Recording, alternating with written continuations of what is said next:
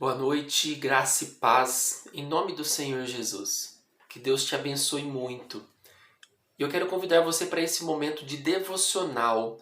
E junte a sua família e vamos juntos estudar a palavra do Senhor e ouvir a voz de Deus falando ao coração do seu povo.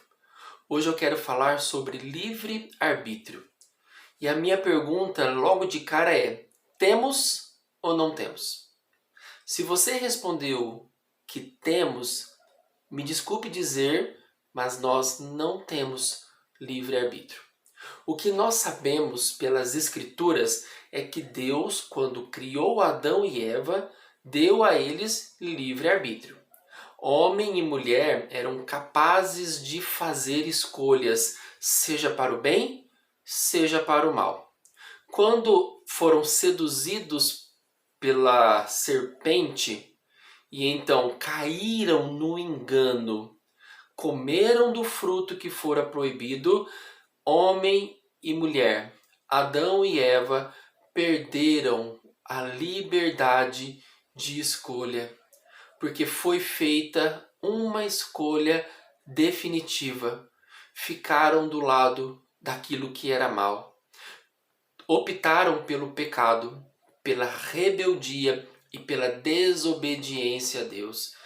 Então, a partir disso, ninguém tem mais livre arbítrio ou possibilidade de fazer escolhas entre bem e mal, entre Deus e demônios, entre vida e entre morte, porque foi decidido ficar do lado daquilo que é mal.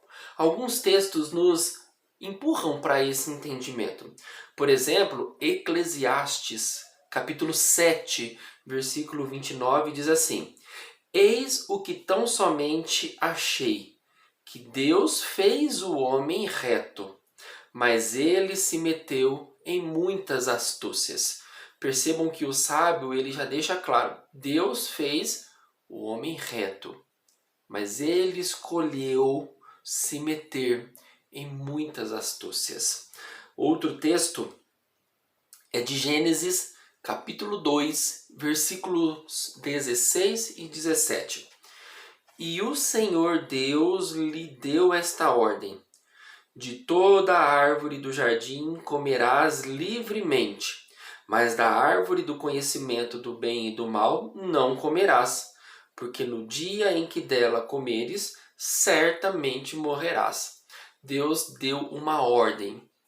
Vocês têm liberdade para escolher me obedecer, não comendo do fruto proibido, ou desobedecer em algum momento, comendo do que eu proibi.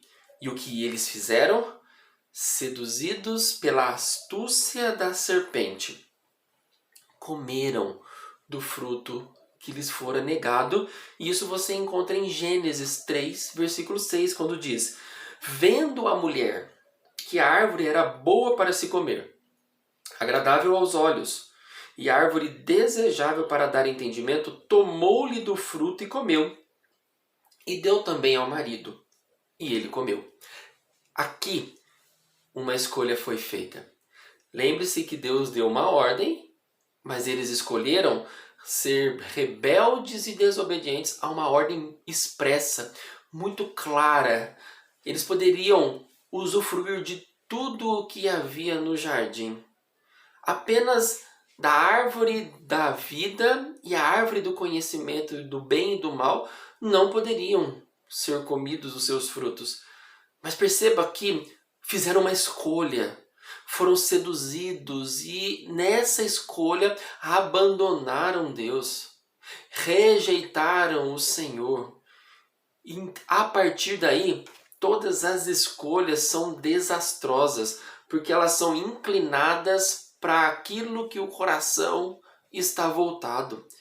E o nosso coração, ele é depravado, como o profeta Jeremias diz, o nosso coração é enganoso, ele está num estado de podridão, de não conseguir fazer escolhas segundo Deus. Ele é desesperadamente corrompido.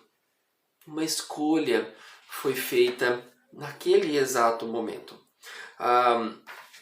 E a Bíblia ela continua mostrando para nós como que nesse estado todas as inclinações são para aquilo que é mal, são voltadas para os desejos carnais que agora imperam, que agora dominam. Por exemplo, em Atos capítulo 7, versículo 51, onde nós temos a narrativa de Estevão, diz assim: homens de dura cerviz e incircuncisos de coração e de ouvidos, vós sempre resistis ao Espírito Santo, assim como fizeram vossos pais, também vós o fazeis. Olha o que Estevão está dizendo para aquela multidão prestes a lhe apedrejar. Vocês são de dura cerviz. É como dizer, vocês estão com a nuca tão endurecidas que vocês não se curvam diante do Senhor e da sua vontade para vós. Vocês não se dobram diante de Cristo. Vocês sempre resistem ao Espírito Santo. Vocês são iguais aos vossos pais no deserto, que eram murmuradores, reclamões, povo idólatra e povo que não servia e adorava a Deus, mesmo vendo tudo o que Deus estava fazendo por eles. Então a gente consegue entender como a nossa inclinação sempre é para aquilo que é mal. E isso é fruto daquilo que aconteceu lá no começo, quando os nossos primeiros pais decidiram deixar Deus e ouvir a voz da serpente e seguir a sua vontade. Para isso, só existe uma maneira de nós sermos tratados e o nosso problema ser resolvido. Olha o que a nossa confissão de fé diz. O homem, ao cair no estado de pecado, perdeu inteiramente todo o poder de vontade quanto a qualquer bem espiritual que acompanha a salvação, de sorte que um homem natural, inteiramente avesso a esse bem e morto no pecado, é incapaz de, pelo seu próprio poder, converter-se ou mesmo preparar-se para isso. Nós não conseguimos nos salvar. Nós não temos qualquer interesse por salvação. O homem natural, agora domesticado pelo pecado, dominado pela sujeira do pecado, não tem qualquer desejo por Deus. A gente às vezes ouve músicas do tipo, eu escolho Deus, mas eu prefiro Deus, eu quero Deus. Isso não é bíblico, porque nós não conseguimos fazer essa escolha. Nós não conseguimos amar a Deus. Nós não conseguimos desejar a Deus. E pensa um pouquinho aí para você perceber que Deus sempre se torna a sua última opção. Se você tem uma festa para ir no horário de culto, pode ter certeza que você vai ficar pendendo para ir na festa. Se você tem um momento de oração, mas você também nesse mesmo horário tem um outro compromisso, é fato que você vai abrir mão da oração para ter outros compromissos. Você assiste uma série incansavelmente porque você quer saber o fim e você não sente preguiça e nem sono. Começa a ler a Bíblia. Você está ainda em alguns versículos e já não consegue mais ficar de olhos abertos, porque o sono te pega de tal forma. Entende como isso revela que a nossa opção nunca é Deus e as coisas referentes a Deus? E por que isso? Porque o nosso coração já fez uma decisão. E a decisão sempre é para qualquer outra coisa, menos para Deus, menos para aquilo que é bom, menos para aquilo que seja referente à nossa salvação. Olha o que Paulo escreve em Romanos capítulo 8, versículos 7 e 8. Por isso, o pendor da carne é inimizade contra Deus, pois não está sujeito à lei de Deus, nem mesmo pode estar. Portanto, os que estão na carne não podem agradar a Deus. Consegue entender onde nós estamos querendo chegar? Que a nossa inclinação natural, então, é para tudo aquilo que é mal, é para o pecado, é para os desejos da nossa carne, é para as paixões insanas que estão aí dentro de nós. Todas as nossas vontades são para servir a quem é o Deus do nosso coração, que é todo o mal. Por isso nós não temos livre-arbítrio, porque nós não escolhemos, em hipótese alguma, Deus, salvação e sua vontade para nós. E como eu disse, só existe uma maneira dessa situação se reverter, que é o chamado de Cristo para mim e para você. A nossa confissão de fé ela continua dizendo assim: quando Deus converte um pecador e o transfere para o estado de graça, ele o liberta da sua natural escravidão ao pecado, e somente por sua graça o habilita a querer e a fazer com toda a liberdade o que é espiritualmente bom. Então entendam que existe uma solução, que é aquilo que Jesus Cristo fez na cruz. Somente Cristo é capaz de nos libertar desse estado natural de escravidão para o pecado e, mediante a sua graça, habilitar eu e você a querer fazer aquilo que é bom e que é espiritualmente agradável ao Senhor. Colossenses 1, versículo 13, Paulo diz assim: Ele nos libertou do império das trevas e nos transportou para o reino do Filho do seu amor. Foi Ele quem foi até o lugar de escravidão e nos resgatou para ser dele. E a partir disso, tudo que nós fazemos, todos os nossos desejos agora transformados por causa da graça de Jesus, é que podem ser para aquilo que é bom e para aquilo que é espiritual. Então, quando você decide ler a Bíblia, quando você decide ir para a igreja, quando você decide perdoar, quando você decide pela igreja e pela comunhão, quando você decide pela oração, tudo isso é baseado na graça e na misericórdia do Senhor para nós. Não é vindo de mim, porque nós já entendemos que todas as nossas inclinações e vontades são para o pecado. Mas Cristo, que foi até o lugar de trevas e nos tirou e nos transportou para a luz, nos dá nele condições de escolhermos aquilo que é bom e agradável no Senhor.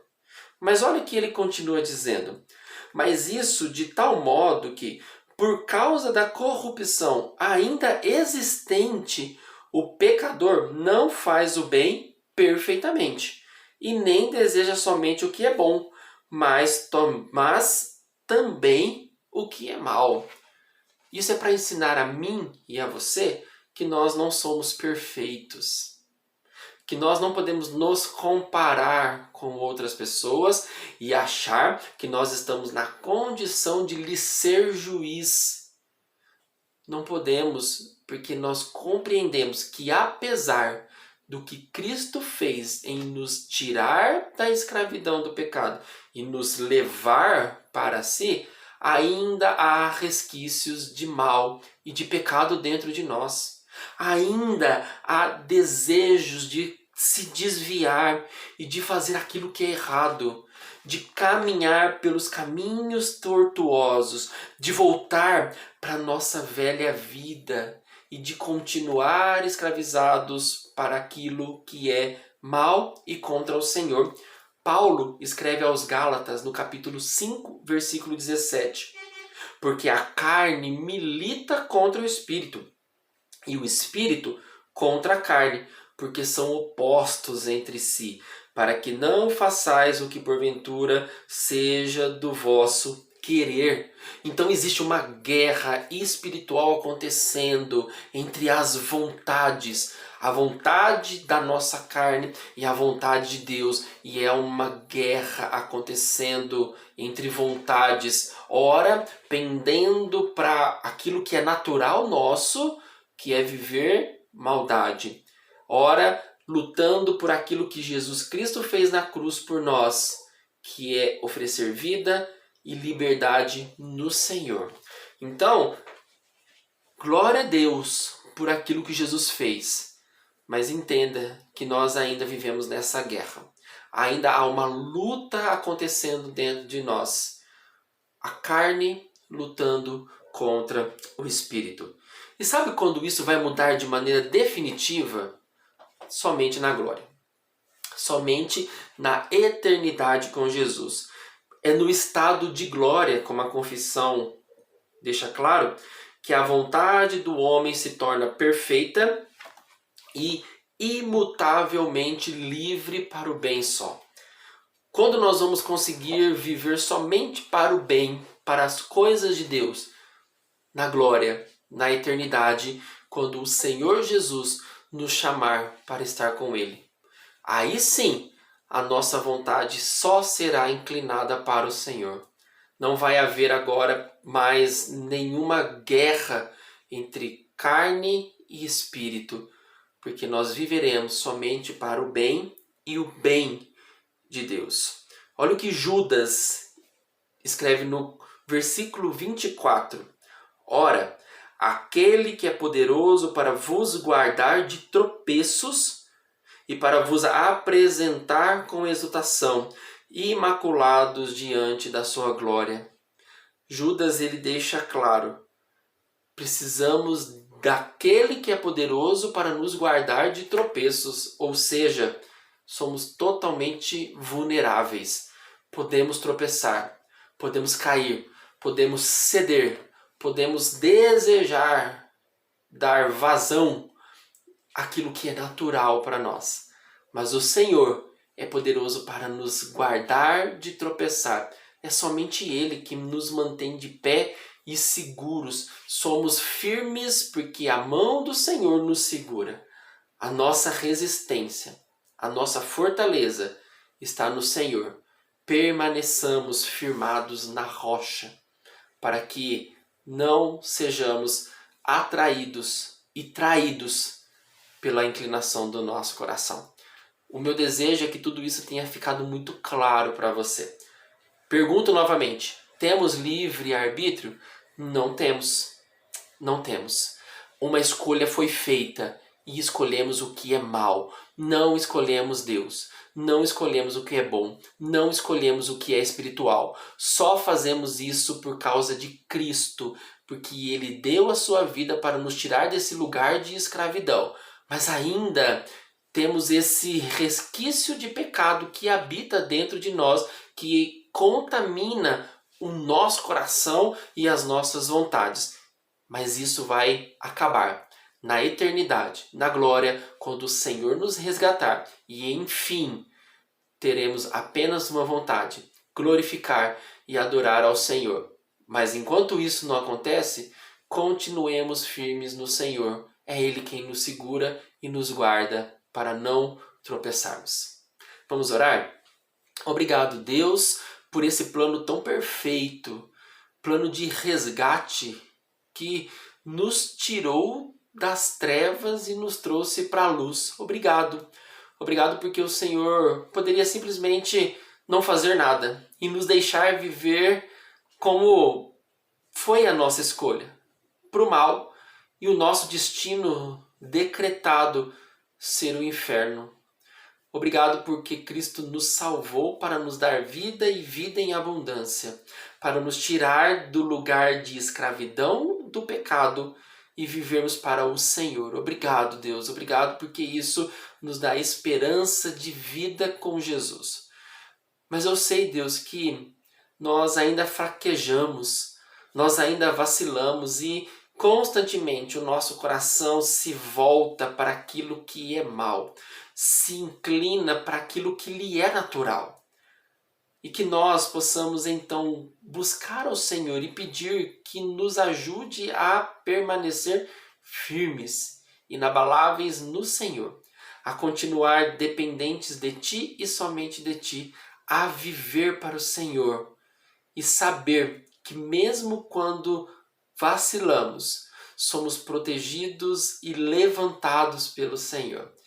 E nós aguardamos por aquele grande dia, pela consumação de todas as coisas, quando nossa escolha será apenas uma: nos dobrar e adorar aquele que é santo e que vive para sempre. Ajuda-nos, Deus, em meio a essa nossa jornada nesse mundo, a permanecer contigo, a confiar em Ti e a depender do Senhor e a descansar nos braços do Pai. Que o Senhor nos abençoe e nos dê uma semana cuidados em Ti e que possamos em todo tempo louvar e adorar ao Senhor. Eu oro em nome de Jesus. Amém. Meu irmão e minha irmã, que Deus abençoe você. Que você tenha uma semana muito abençoada. Fique com Deus e até a próxima, em nome de Jesus.